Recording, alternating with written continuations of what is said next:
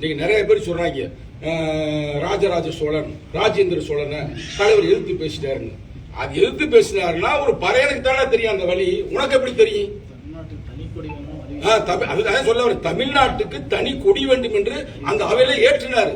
கவனிச்சீங்களா? அது நிச்சயம் அதுல சில தோழர் நிச்சயம் கலந்து கொண்டிருப்பீர்கள். அந்த பேசினாரு, நல்ல அழகா சொல்லியிருப்பாரு. தமிழருக்கு சொந்தமாக தாயக வேண்டும், தமிழ் பேசும் இனம் என்னும் தேசியம் வேண்டும், தம்மைத்தாமே அரசால் ஆட்சியும் வேண்டும், தமிழர் கொடி உலக அவையில் பறந்திட வேண்டும், சேர நாடு சோழ நாடு பாண்டியர் நாடு செந்தமிழர் அரசாண்ட முத்தமிழ் நாடு, வீர நாடு ஈழ நாடு வேங்கையர் நாடு, வீரத்தை பயிர் செய்யும் புலி தமிழ்நாடு, வீரப்போரில் ஏந்துமில் சேரன்கொடி, வீறு கொண்டு பாயும் புலி சோழன் கொடி, விளையாடி துள்ளு மீன் பாண்டியன் கொடி, விண்முட்ட பறந்ததுவே தமிழர் கொடி, கோட்டை கட்டி கொடி நாட்டி நாடு காத்தான், கோலச்சு நல்லறக்க நீதி காத்தான், படையட்டி பகை விரட்டி குடி காத்தான், பழந்தமிழ் இறையாண்மை பாதுகாத்தான், நாடாண்ட பரம்பரை தமிழர் என்று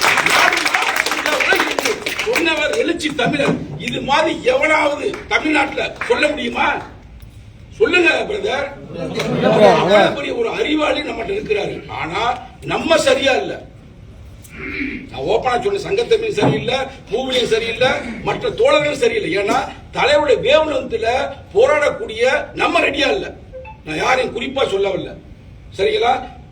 அவர் சொல்ற அந்த வேவனத்துல மட்டும் சென்றால் நிச்சயமாக 2031 தமிழகத்தின் முதல்வர் எழுச்சி தமிழர்.